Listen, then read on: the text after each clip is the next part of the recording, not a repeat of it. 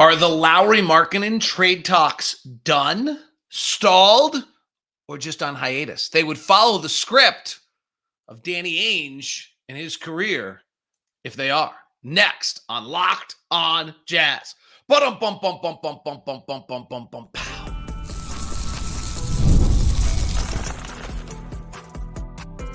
You are Locked on Jazz, your daily podcast on the Utah Jazz.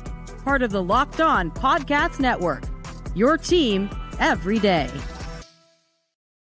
How are you? I am David Locke, radio voice of the Utah Jazz, Jazz NBA insider. On today's Locked on Jazz, are the Lauri Markkanen trade talks stalled, done, over? Or is this just following the Danny Ainge script that he's followed throughout his career? We'll talk about that. Summer League is here. Two major matchups tonight for the Utah Jazz against the Memphis Grizzlies in Summer League at Delta Center. And what do we want to see from the 7 high prominent, maybe even 8, maybe even 9 highly prominent players that the Jazz have on their Summer League roster that we want to see? And what does the latest moves around the NBA tell us a little bit about John Collins, Jordan Clarkson, and their role with the Utah Jazz, plus what else is happening in the NBA? It's a full docket on a Monday. I'm David Locke, radio voice of the Utah Jazz, Jazz NBA insider, and this is Locked on Jazz. It's your daily podcast on the Utah Jazz, giving you insight, expertise, geeky numbers, and hopefully making it way better to be a Jazz fan each and every day. Thank you so much for making Locked on Jazz your first listen of the day. We are free and available on all podcasting apps. We're also on YouTube. Please subscribe or follow us on both. Thumbs up if you like the fact that Lauri Markkanen has not been dealt yet for us if you're watching on YouTube. Thank you very much to making Locked on Jazz your first listen, and thanks to all of the everydayers out there. All right, so the latest stories on the Lauri Markkanen trade front, and I'm really just assimilating news from other people, is first, Tony Jones went on 95.7 The Game in San Francisco, the Athletics' Tony Jones, and said that the Jazz have a substantial package from the Golden State Warriors for Lauri Markkanen. Sacramento, reportedly from Anthony Slater of The Athletic, heavily pursued Lauri Markkanen prior to DeRozan, gave the Jazz a deadline, and the Jazz didn't meet it. And sources around the league have grown skeptical that Utah will even move Markkanen. Quote, the Kings went hard after Utah's Lauri Markkanen earlier in the week, protecting Keegan Murray in the discussions, but putting on the table what they believed was a substantial enough picks-based offer, Slater wrote. But they put the deadline to the side of the deal, needing an answer quickly considering the urgency of the market. Utah didn't meet it. There's growing skepticism league-wide. The Jazz executive Danny Ainge will actually move on any Markkanen deal, so the Kings then went to DeRozan. Okay, so let's walk through this for a second. The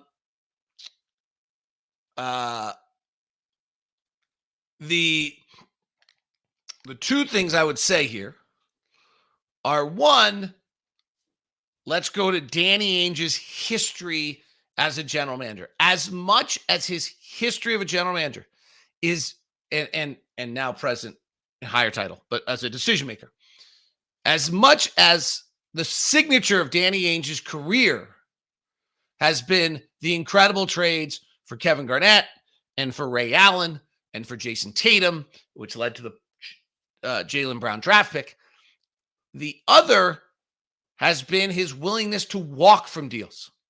If you go back to his time in Boston, he was often criticized for this, incorrectly now, for not making the deal for Jimmy Butler, not making a deal for Paul George, not making a deal at trade deadlines, not making deals at the draft, largely because he was never willing to trade either Jason Tatum or Jaylen Brown or the picks that became Jason Tatum or Jaylen Brown. That it is very clear that Danny Ainge has certain things he values and believes and he doesn't waver on that. The second thing that I would say here, and this isn't entirely the case because Sacramento is now probably off the market, is that there aren't a lot of things that are going to shift from July 8th today to September 1st, or in the case of the Jazz with Lauri in August, when they hopefully sign an extension, that make Danny have to move. Now, that might not be totally true if Sacramento's off the market now because they just signed DeRozan instead of Lauri, and therefore Sacramento's now off the market and not a player for Lauri. Now, you can decide if they are not giving you Keegan Murray, you may just not have been interested in anything Sacramento was doing anyway. And unless they were going to give you Keegan Murray, you weren't interested. And so it just didn't matter what Sacramento was doing. But for the most part, if you think about some of the teams who've been mentioned with Lauri, I'm not sure a lot changes between now and August. Other than angst from the other side that maybe they have to go into the season. Now, I'll tell you what, I'm not sure that I think Golden State's worse than they were a year ago. Like, I know Golden State just lost Klay Thompson, but I'm not entirely sure that the collection of players that Golden State has added aren't better than Klay Thompson. The Kyle Anderson, DeAnthony Melton, and they had a third one the other day I thought was pretty good, which is totally escaping me right now. I actually kind of looked at their roster the other day and thought to myself, yeah, well, maybe that's actually a better team than what they had. Oh, Buddy Hield. Buddy Hield's something's up with Buddy Hield that everybody gets him and wants to trade him or doesn't keep him. But like they have some depth now with DeAnthony Melton, Buddy Hield, Kyle Anderson that they didn't have before. So I'm not sure that I actually think the Warriors are worse than we were. I'm not sure that they are enough to like break through the top 5 or 6 in the West, which is where they would want to be despite and need to be with Steph Curry being 36. So I think that pressure is still considerably on them. If nothing else, it may mean that they actually have the freedom to make a deal now. So that's where I think we sit on Lauri, is that on one level, this matches Danny Ainge's track record, which is, yeah, like I'm willing to make a deal if it matches what I want.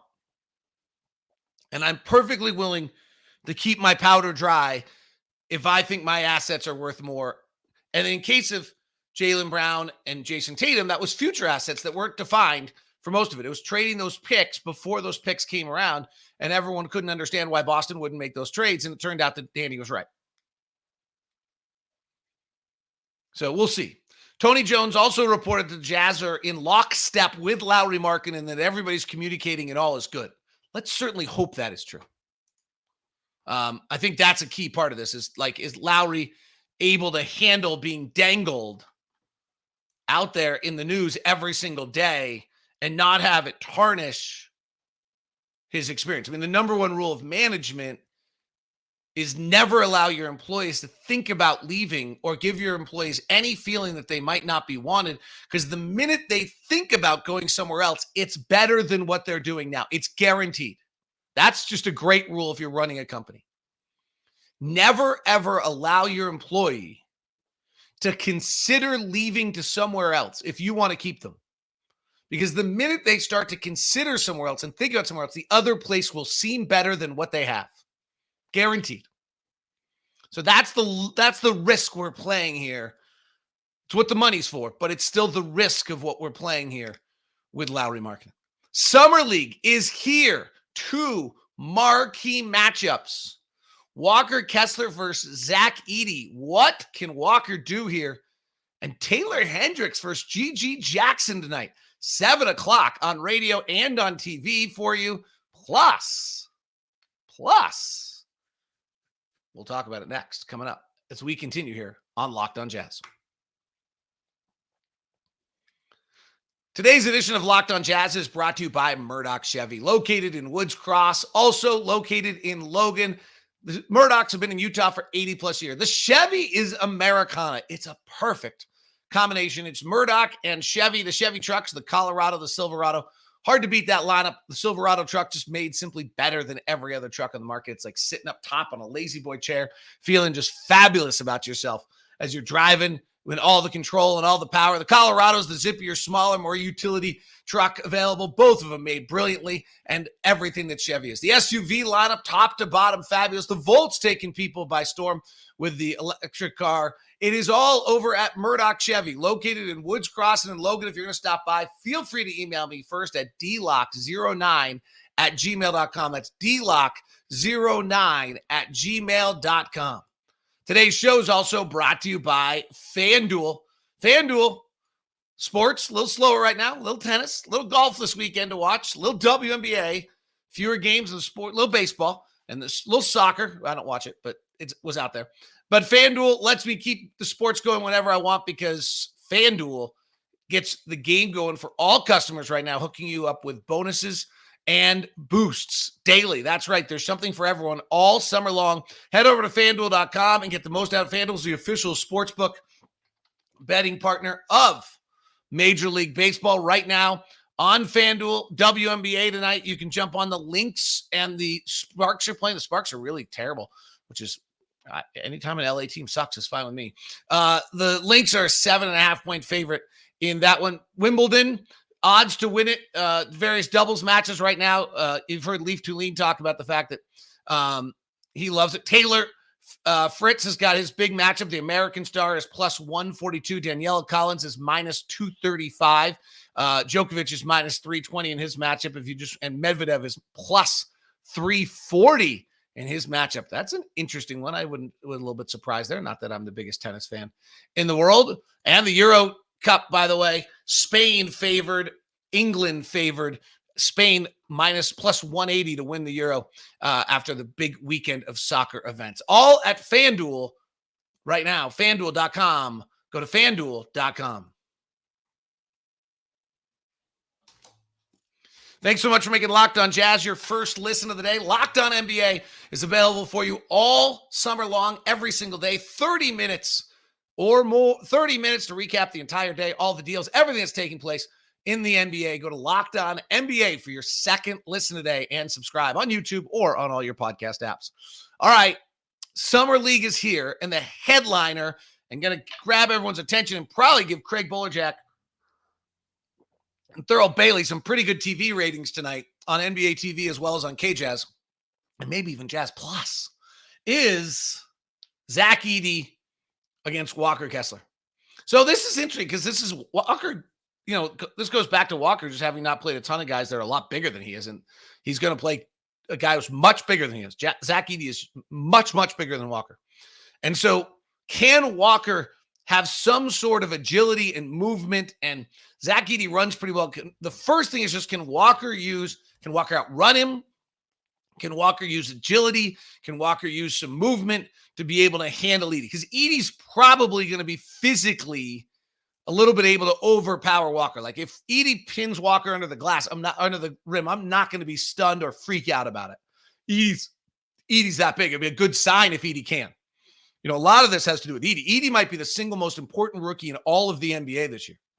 In fact, I can't look at any other rookie who I really think is going to impact wins and losses this year more than Zach Edey could, and actually impacted the playoff race. Like when I look at, Denver's not going to have a rookie that I think is going to really matter. If somebody does, it'd be great for them because they're short team players, right? But I don't think Dallas is going to have a rookie that matters, though Lively was the guy last year. Edey would be the guy this year from Memphis that I think impacts the playoff race, the standings, things that really, really matter. If he's good, if they can get 20 to 25 minutes out of him, Memphis could be really, really good. And they probably can get 20 to 25 minutes out of him. We'll see. This will be an interesting game to watch. Just is the speed of the game too much for Zach Edey? The people who did not like Edey thought he couldn't move well enough, and the speed would be too much for him. This will be a good test tonight for Zach Edey. For Walker, last year at this point, we said we got in love with the three-point shot and the outside shooting, and it really follows the pattern to me of what we see from first year to second year and second year to third year. And here's the pattern that I've seen over my career covering this league, which is now, if you look at the wrinkles on my face, you can tell is over 30 years. So what happens is a player, first of all, what Collier, Williams, Filpowski are all dealing with, Edey, is absurd. They come out of their the minute they're done with their college season, they immediately go to some agency or somewhere. In case of Cody Williams, it was E3 or not E3, the thing in Santa Barbara, and they start working out. Then they start traveling all across the country for draft workouts and interviews and combines. And then they get drafted, and then they immediately ship to another city. And at this point, they have now been running for about 3 months straight with no gap, no break, and are completely the Coyote and the Roadrunner cartoon. So, if they play well, that's great. But this is the first time they'll have a semblance of normalcy. It'll be a basketball game on a court. For most of them, it'll be 3 months since they've played. For Edey, it'll be the first time since he's played since the national championship game. But for the other guys, it's a little longer. All right, so that's the first thing. Here's the pattern that happens. The first year they get in the league, they have no idea what's happening. They get their ass kicked in a bunch of areas. And then what they do is they think they're so good because they were great their whole lives when they were drafted, is they go in the offseason with their trainers and they work on all the things where they got their ass kicked, okay? They work on all those things. And as they are working on those things, they come back the next year and they still get it handed to them in those areas, usually. Because what happens is actually the league is so brilliant and so great, and it's the 300 best players in the world, and it's really hard to be one of the 300 best players in the world, that what happens is you suddenly have to find the 3 or 4 things you do well and just do those in this league. And what they actually are still trying to do between the first and second year is not only do 10 things well, but add on to it. So in the case of Walker, what we saw last year was a whole workout plan that added his 3 and his mid-range jumper and all this stuff off the bounce and all this. And it's just not going to happen for Walker in the NBA at a regular level. It might develop over time, but it's not likely. Walker needs to be a slicer and a cutter and playing out of the dunker spot and stronger when he catches and more powerful at the rim and defensively be a complete menace. And that's what he's going to be great at. Those are the 3 things. He is going to be one of the best rim defenders in the NBA, one of the best shot blockers, one of the best shot deterrers. He's going to be a slicer off the baseline, a slicer from the top. He's going to be a catcher and a finisher at the rim. Those are the things Walker needs to do. Everything else, unlikely or minimal. Not going to dictate his future earnings. So instead, as is the case, I'm not criticizing anyone. This is how it always works. Instead, between year 1 and year 2, you try to expand your game and get bigger and bigger and get better. At least it never happens. Never happens. Nah, almost never. So now I want to see Walker defend the rim and rebound and be big defensively and slice and cut and catch and finish. That's it. Less is more. That's where we're at. Now, I suspect that Taylor Hendricks, who's such a piece of clay, has done the exact same thing, that he's gone and tried to add to a bunch. And I do want to see some ball handling offensive skills develop out of Taylor Hendricks, or else he becomes Robert Covington. So we do need to see some development and adding of skills. But in the case of Walker, those skills are catching, finishing, strong around the basket, those kind of skills. Maybe a little jump hook here or there, something minimal around the basket. When he gets caught on a mismatch, being able to take advantage of a smaller guy. Yeah, those kind of things. Rolling on the pick and roll. Self-creation, long catch and shoot, probably not. I know they're super fun, but they're probably not. So let's watch them. Tonight, it's going to be a battle between he and Zach Edey, physical, manhunt, big-time matchup, assuming that everybody plays. Zach's been in Canadian national camp. Walker's a third-year veteran. There is obviously a chance that they don't match up, but assuming that they do. The other matchup that's really, really interesting here is Taylor Hendricks and G.G. Jackson, because they're super similar. They're both crazy young, and G.G. Jackson slipped to the second round, but his body's not to the 45th pick of that draft. His body's not crazy different. He's 6'9", 210, and he played a ton late in the year. And while he was playing late in the year on a really beat-up Memphis team, he actually took advantage of it in a pretty big-time fashion. In March, he played 32 minutes a night, and in April, he played 34 minutes a night, and he averaged about 19 points a game for the final 22 games of the year. He averaged 18 points a game in the final 25 games post-All-Star break. He did not shoot it great. He just averaged a lot of points. He shot 41% from the field and 33% from 3. Taylor did not have that same kind of impact on games, just demonstrative impact, efficient or inefficient. GG Jackson certainly did. And it will be interesting to see what Taylor brings to the table today. After the Kelly Olynyk trade, Taylor averaged about 9 points and 6 rebounds, but he shot 47% from the field and he shot 39% from 3, which is super exciting. And now it just needs to have a little bit more to his game. So yes, we want to see some offensive development, but these two guys are really, really similar. Taylor was the 9th pick. Hendricks or GG Jackson was the 53rd or 35th or whatever I said. Dyslexia doesn't kill, it just confuses. It's going to be very interesting to see how those two how that works together. If you go back to Hendricks' final 16 games, he played 27 minutes, shot 48% from the field, 44% from 3 on 4 attempts a game, and scored 10 points a game. That's pretty exciting. Now, can he add a little bit of offensive skill to his game? And in tonight's matchup, we begin to see that development out of him in some capacity. All right, what do we want to see from Cody Williams, Isaiah Collier, or Kyle Filpowski? Also, Bryce Sensabaugh should be mentioned in here too. I will do that next as we continue on today's edition of Locked On Jazz. Next episode of Locked On Jazz is brought to you by our friends over at BetterHelp. BetterHelp is online therapy that is convenient and flexible. When I think of therapy, I think of performance and enhancement. We go to the weight room, ride bikes. At least I'm speaking for myself. We do all these things, go to the driving range. We do all these things to get better at various things. Well, let's see what we can do to help our brain and our mind get better. Many of us can tell stories in our head that aren't actually true, but convince ourselves to believe them. We can start to fabricate ideas. We can find ourselves in a pattern of behavior that, again, we've got ourselves in the same issue. Therapy will help you with those. Understand your experience, understand why maybe those things are happening. What was it that created those kind of the way that you think? How can you catch yourself from those things? It's performance enhancing.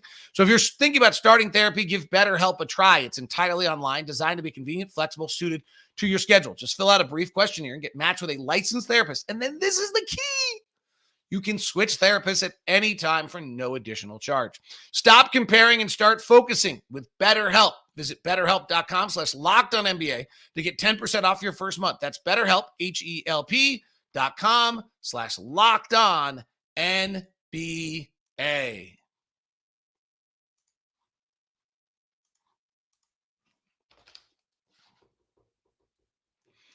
Jazz Grizzlies tonight at 7. Thunder and Sixers tonight at 5. Summer League tickets are available for you. All right. The Summer League matchup today, by the way, game on TV, NBA TV, I believe, Jazz Plus, KJazz, on radio with Ron and I as well. Tim Lacomian on the final day. So join us. Have fun with us. All right. Isaiah Collier, Cody Williams, Kyle Filpowski. What do I want to see? You want my truth? And then I want to go to Keyonte because I have something I want to say about Keyonte. So let's start with the rookies. Just play. Like, we can have these summer league moments where Donovan was unbelievable and we realize we have something and we can all hope for that. And I think Isaiah Collier's got a chance to be dominant in this setting because he's got such an incredible first step and he can finish at the rim. And if he finishes at the rim, he could have some huge summer league numbers and he can go to the free throw line a lot. I got to be honest with you. I just go back on the summer league to Josh Shelby and Damian Lillard. And Damian Lillard and Josh Shelby were the co-players of the summer league in Vegas together. One's going to the Hall of Fame. One played like 5 NBA games. I just love it. I love summer league. I'm excited to be here. I'm trying to figure out how to get down to Vegas to watch a few games. With that said, it's the only sample size we have. We're going to talk about it all next 2 weeks. I think you can really miss both directions on this. It's not an NBA game. It's not against NBA talent. When Kessler plays Edey, I think it's interesting. When Gigi Jackson plays Hendricks. I think it's pretty interesting. If guys play hard, I think it's interesting. If someone's terrible, Trae Young, they turned out to be okay. So I would hesitate first on a lot of judgment on our guys. Like, take Isaiah Collier, for example. From what I've seen out of Isaiah Collier, he has this unbelievable first step. He has no floater game. None. Not that I saw. I could be wrong, but I've seen very little. I don't expect him to suddenly have it. He's going to have to learn it. It's going to probably take a year or 2 or 3 to add to his game. I don't see a pull-up jumper at any point in Isaiah Collier's game. I don't expect to see it here. Now, if I do, suddenly there's a total floater game and there's thinking that suddenly that you see something you've never seen before, that would be amazing and show you a sign of development or skills that weren't available. So maybe that's what I would tell you to watch. Is there something, and this assumes you've actually watched them in Duke, Colorado, and USC, that shows up that we didn't know they had because they're in an NBA setting instead of a college setting? That would be kind of the thing. If we suddenly see a wiggle out of Cody Williams on a dribble drive, I'll be like, whoa, we didn't see that in college. If we see a floater out of Isaiah Collier, I was like, ooh, didn't see that. The more Filpowski can drive to the basket without spinning, I'm super concerned about his spin move. I just don't think it translates. That would be great. I think Filpowski switching defensively is something I want to watch because I'm a little cautious on whether I think he's going to be able to play a drop big in the NBA. And I thought he switched pretty well against Baylor in the game I watched. So that would be something I'm keeping an eye on in regards to Filpowski.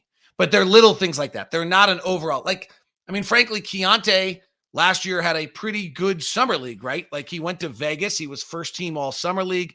He kind of tore it up a little bit, if I remember, 22 points and 6 assists.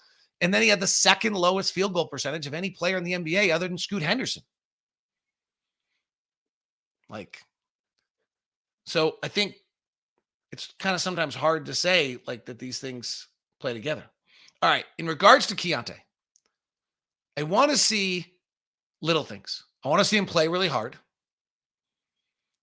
I think he can play harder than he did last year. And I think Cody Williams can play way harder than he does at Colorado. I think these guys are so good that they've not had to play that hard, and then they get in a situation. Second question is on that with Keyonte is I would like to see some kind of veteran moxie, leadership, tightness to his game. High turnover, loose last year. Fine. I don't mind turnovers at all as a rookie. But in this setting where you're probably the best player on the floor in every single game, can you curtail that a little bit?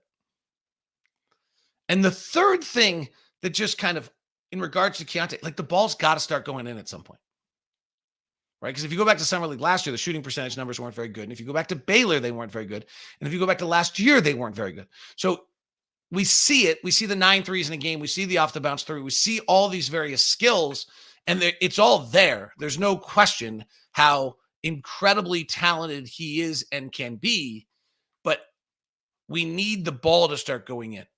Now, is that now? Probably not. It doesn't have to be in this. If he shoots 38% in Summer League, am I freaking out? It's not ideal, but it's not. I wouldn't freak out, right? The fact that his off the bounce 3 last year, he was able to get 3 of them off and he hit 34, 35%. My gosh, if he gets that to 36 or 37, 38%, that's pretty awesome. He's really right on the cusp of all sorts of really dramatic things that would make him very, very good. For Bryce Sensabaugh, Keontae's catch and shoot last year was 32%. There's zero chance it's staying that low. There's just zero chance. For Bryce Sensabaugh, I would say he's got to go through a transition in his game where he was able to bully players in college, and you can't bully players in the NBA. And so he's got to figure out how to use his stuff in that. And then I just think he needs confidence to put the ball in the basket. The biggest takeaway I have last year from Bryce Sensabaugh was he and I were talking, might have been in Oklahoma City late in the year, if that makes sense, if we played them late in the year. And we were walking out of the gym, and I was holding a conversation with him about kind of the bullying thing, just where physical contact works and doesn't work and and evolving. And I didn't bring up, he was not shooting well at the time. And I didn't bring it up or even mention it or even want to mention it to him at any point. And he kept bringing it up. Like, my shot's going to fall. I'm like, yeah, I know. Like, you're a good shooter. It's going to fall. Like, and move to the next conversation. He kept bringing it up. So it was clear to me that it was really bothering him. And so to me, that's a sign that he just needs to kind of get his shot back. He's a really good shooter. He's one of the best shooters coming out of college. There's no reason why that wouldn't stay other than just the NBA world got to him last year. And I think he'll be more comfortable. I think we'll see Bryce really shoot it well. And then we'll begin to see him develop into the offensive player that he can become.